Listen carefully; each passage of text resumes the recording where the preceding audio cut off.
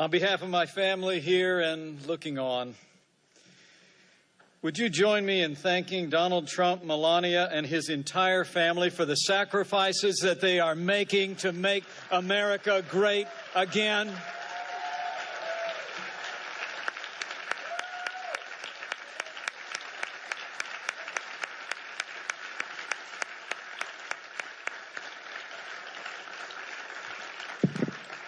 And I thank Donald Trump for the confidence you've placed in us. And I accept your invitation to run and serve as Vice President of the United States of America.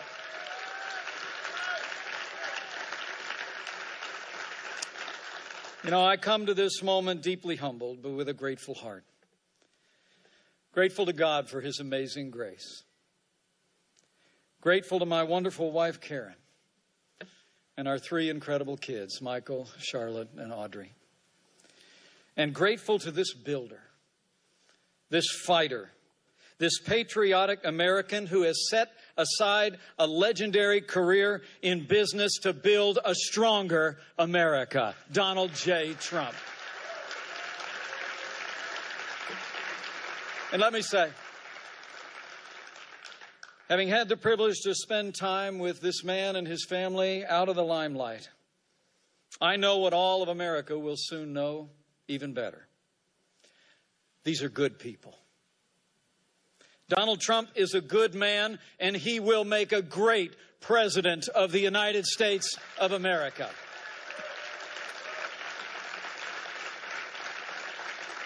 Donald Trump understands the frustrations and the hopes of the American people like no leader since Ronald Reagan. The American people are tired. We're tired of being told. We're tired of being told that this is as good as it gets. We're tired of having politicians in both parties in Washington, D.C. tell us we'll get to those problems tomorrow.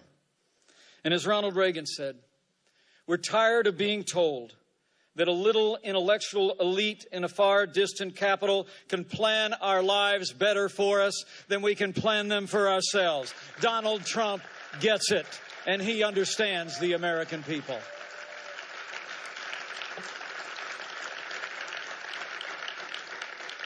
I truly am deeply humbled to be at his side today. And when I got this call last Wednesday, I could only think of that ancient question. Who am I, O Lord? And who is my family that you have brought us this far? So let me try and answer that question for a few minutes. Now, people who know me well know I'm a pretty basic guy. I'm a Christian, a conservative, and a Republican in that order.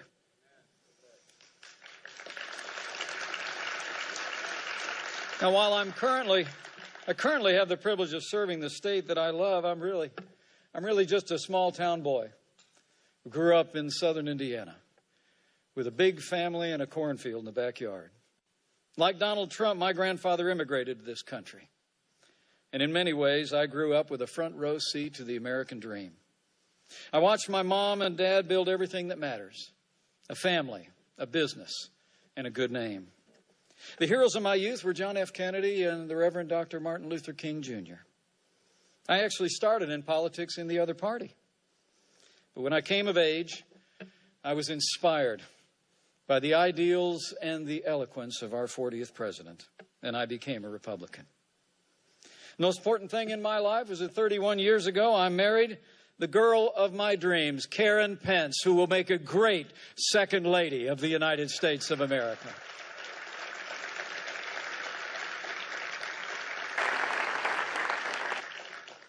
And while this office is an extraordinary office to which to aspire, the highest role I will ever play is DAD.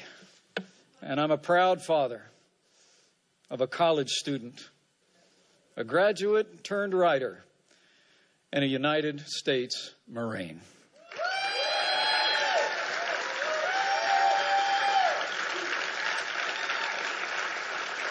You know, my career, I ran for Congress before the Republican Revolution, led by Newt Gingrich in 1994. I wasn't successful, By the time I got elected to Washington, D.C., sometimes I felt like I was elected after it was over. From almost my first day in Congress, I found myself battling the big spenders in both political parties. Whether opposing No Child Left Behind, the prescription entitlement, or the Wall Street bailout, I fought every single day for taxpayers and fiscal responsibility when I was a member of the Congress of the United States. And after the Republicans lost the Congress in 2006, I was actually unanimously elected to serve in leadership. And we fought back against the Nancy Pelosi Congress. We opposed Obamacare. We opposed their tax increases. We opposed their cap and trade. And I was part of the team that won the Congress back from Democrat control in 2010.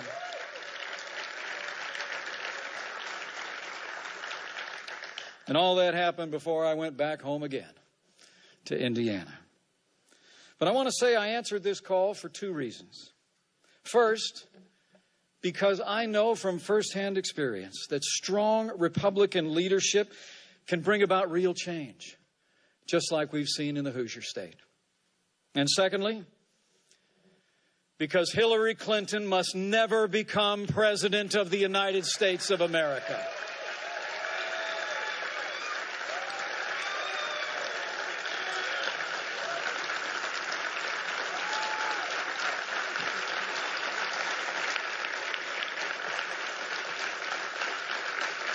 Now,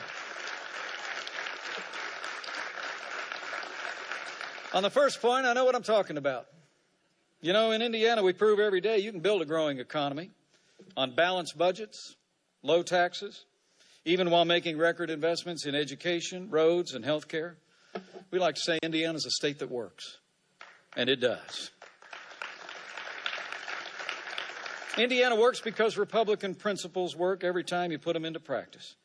Today we have a $2 billion surplus and the highest credit rating in the nation. And since I became governor, Hoosier businesses, large and small, have created nearly 150,000 net new jobs. And we have more Hoosiers going to work than ever before in the 200-year history of the great state of Indiana. That's what Republican leadership gets you. And let me say from my heart, that's what the no-nonsense leadership of Donald J. Trump will bring to Washington, D.C. But elections are about choices. Elections are about choices. And I also joined this ticket because the choice could not be more clear. The stakes could not be higher. Americans can choose a leader who will fight to make America safe and prosperous again and bring real change, or we can elect someone who literally personifies the failed establishment in Washington, D.C. 7.5 years of Barack Obama and Hillary Clinton's policies have weakened America's place in the world and stifled our nation's economy. Terrorist attacks at home and abroad, the grim and heartbreaking scenes from France just a few short days ago, the attempted coup in Turkey, all attest to a world spinning apart. History teaches us that weakness arouses evil. Hillary Clinton and Barack Obama's foreign policy of leading from behind, moving red lines, feigning resets with a resurgent Russia and the rise of ISIS is a testament to this truth of history, and we must bring a change to America's stand in the world.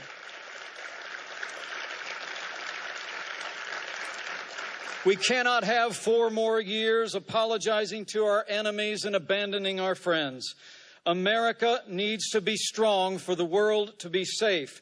On the world stage, Donald Trump will lead from strength. He will rebuild the arsenal of democracy, stand with our allies, and hunt down and destroy the enemies of our freedom.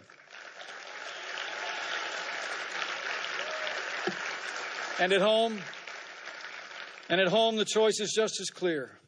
Where Donald Trump wants to cut taxes, Hillary Clinton plans to raise taxes on working families, small businesses, and family farms. Where Donald Trump is committed to repeal Obamacare lock, stock, and barrel. Hillary Clinton looks at Obamacare as a good start and wants to take Bernie Sanders' path down to single-payer socialized medicine.